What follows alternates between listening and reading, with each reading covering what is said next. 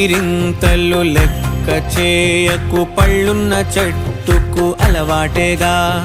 కలత చందకు చందమామకే ఏటేట చవితికి నిందలేగా. ఓటమన్నది గురువు కదరా, ఓర్పుతో నువ్వు గెలవవా. రేపుకే దిక్సూచి నిన్న రెక్కలే చుక్కానిరా.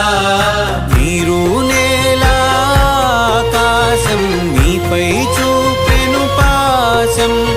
దారే తప్పిన పాదాలు గాడిన పడితే సంతోషం. తరతరాల చెమట చుక్కలు లాల పోసెను భూమికే. బాధ్యతగా కొనసాగినాదో